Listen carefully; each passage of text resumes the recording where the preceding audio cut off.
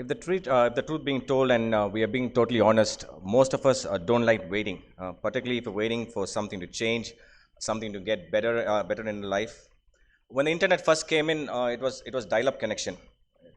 It used to take at least a week for us to download one MP3 file. It would just take a month to download one video file.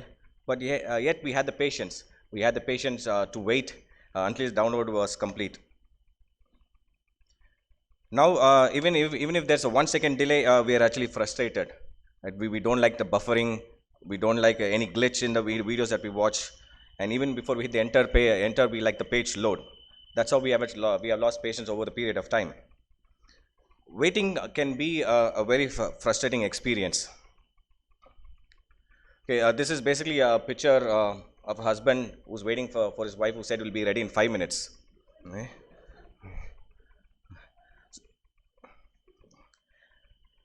The worst kind of waiting is waiting upon God. When God forces you to wait for things to get better in your life, for things to improve, for things to change, for things to reverse, but nothing is happening. That's the most frustrating experience. Saul was chosen by God Himself to be the first king of Israel. Saul's own insistent disobedience against the Lord, however, dashed any opportunity for enduring dynasty. God repented that He had actually made Saul the king over Israel. Let's turn our Bibles to the book of 1 Samuel, chapter 15, verse 11. 1 Samuel, chapter 15, verse 11. It repented me that I have set up Saul to be king, for he is turned back from following me, and hath not performed my commandments, and it grieved Samuel, and he cried unto the Lord all night. Let's read another text. Let's turn our Bibles to the book of 1 Samuel, chapter 16, verse 14. 1 Samuel, chapter 16, verse 14. But the Spirit of the Lord departed from Saul, and an evil spirit from the Lord troubled him. The Lord repented that He had actually made Saul the king and rejected him from reigning over Israel. The Lord informed Samuel that he had actually found a new king. So let's turn our Bibles to the book of 1 Samuel, chapter 16, verse 1. 1 Samuel, chapter 16, verse 1. And the Lord said unto Samuel, How long wilt thou mourn for Saul, seeing I have rejected him from reigning over Israel? Fill thine horn with oil and go, and I will send thee to Jesse the Bethlehemite, for I have provided me the king among his sons. David was anointed at a very young age. The Bible is not clear like how old was he when he was actually anointed by prophet Samuel to be the king over Israel. Let's read another text, 1 Samuel chapter 16, verse 13. 1 Samuel chapter 16, verse 13. So Samuel took the horn of oil and anointed him in the presence of his brothers. And from that day on, the Spirit of the Lord came powerfully upon David. Samuel then went to Ramah.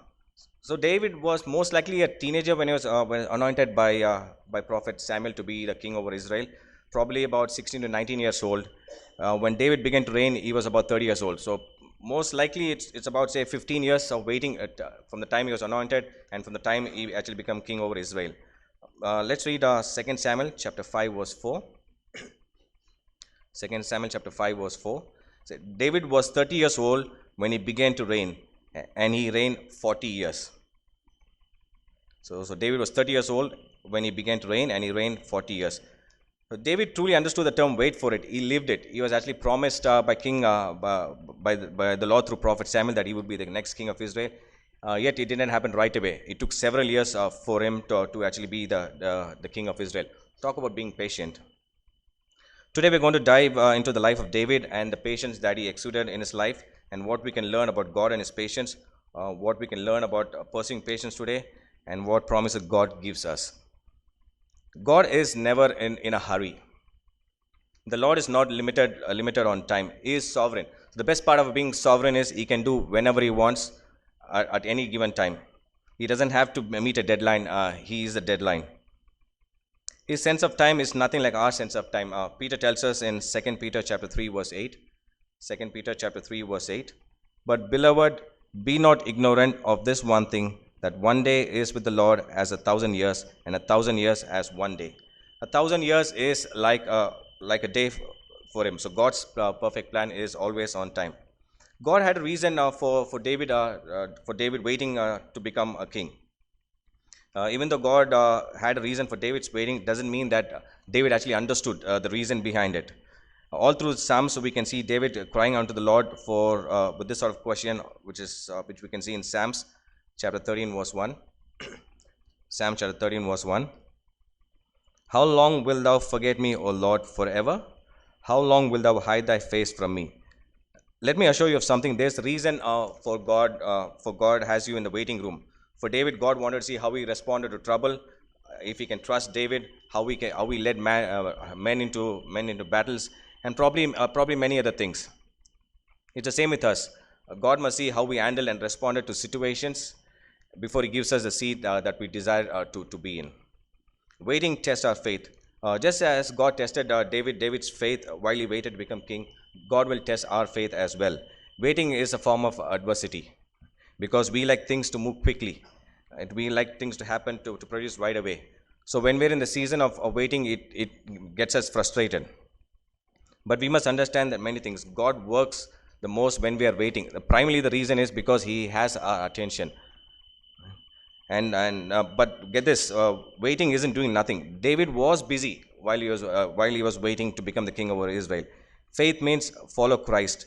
We aren't called to just sit and wait for God to move. God moves quicker when we move. God walks with us in our waiting. Some of you may already ask the question where God is. Let me assure you, though, if you are a child of the King of God, God is actually walking with you. He has even gone ahead and prepared your path. The scripture tells us that this promise is true, so let's turn our Bibles to the book of Deuteronomy, chapter 31, verse 8. And the Lord, He it is that doeth go before thee. He will be with thee. He will not fail thee, neither forsake thee. Fear not, neither be dismayed. He is walking with you, and He is working in you. God will always make it worth the wait. As a child of God, be assured that the wait that you endure will definitely be worth it. It will be a win in your life if you wait. You will look back.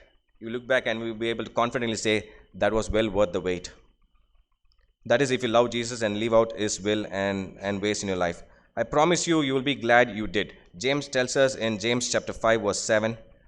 James chapter 5, verse 7. Be patient, therefore, brethren, unto the coming of the Lord. Behold, the husbandman waited for the precious fruit of the earth, and hath long patience for it, until he receives the early and the later rain. Just as the crops don't come out right after the seed has been planted, neither will God's plan in us. God has to plow His plan in us. That's when His plan will definitely come true in our lives. So stay strong, committed to your Father who loves you and cares about you in your life. A delay is not a denial. God told Noah to build an ark that will save his family from the flood, but yet it took 120 years for the rains to come. God told Abraham that he would be the father of the nation, and yet he didn't have his first child until he was 99 years. God told Moses that he will deliver Israelites from slavery, but yet God made Moses wait for about 40 years in the wilderness. God gave Joseph this great dream that he will save his family and his people from famine, and he will be a great leader. But then Joseph gets sold into slavery. He gets falsely accused, is thrown in the prison, and is waiting there for God's promise to be fulfilled. And that's when actually God takes him out from the prison and positions him second in command. Even Jesus Christ spent his first 30 years in his earthly ministry waiting. See, a delay is not a denial. Lastly, let's make this personal. We all been waiting for Jesus' second coming, but it's been 2,000 years, and He still hasn't come. But oh, what a beautiful day that will be when it does finally come. Good things do take time. They do. In the darker moments of life, I want to hear Jesus looking right through your fear and saying to you, "Trust me, I am right here with you." God's timing might not have been everything you hope for in your life, but I hope you understand that you can trust the one who keeps the clock. I would like to call upon my friend Claire to sing us a song titled Trust in You. It's all about trusting the Lord. It's all about trusting the Lord is going to be there for you during those hard times and moments of grief. During this time, the offerings would also be collected.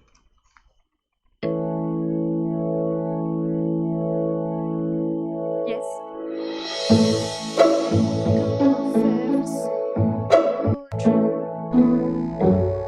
Each one down at your feet. Every moment of my wandering never changes what you see. I've tried to win this war, I confess. My hands are weary, I need your rest. Mighty warrior, king of the fight. No matter what, I face you by my side. When you don't move the mountains, I'm needing you to move. When you don't part the waters, I wish I could walk through. When you don't give the answers as I cry out to you, I will trust, I will trust, I will trust in you.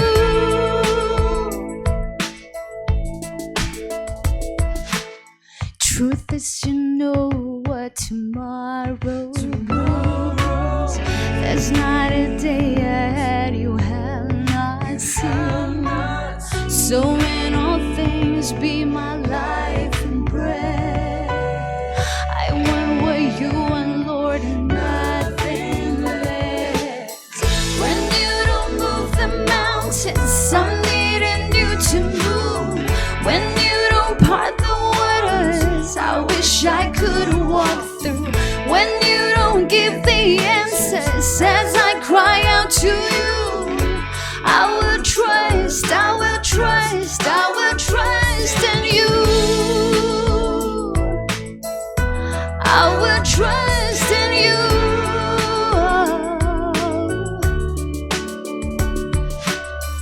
You are my strength and comfort. You are my steady hand. You are my firm foundation, the rock on which I stand. Your ways are always higher. Your plans are always good. There's not a place where I'll go you've not already stood. When you don't give the mountains, I'm needing you to move. When you don't part the waters, I wish I could walk through.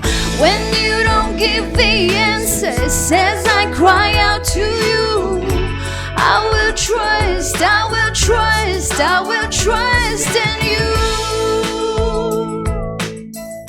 I will trust in you. I will trust.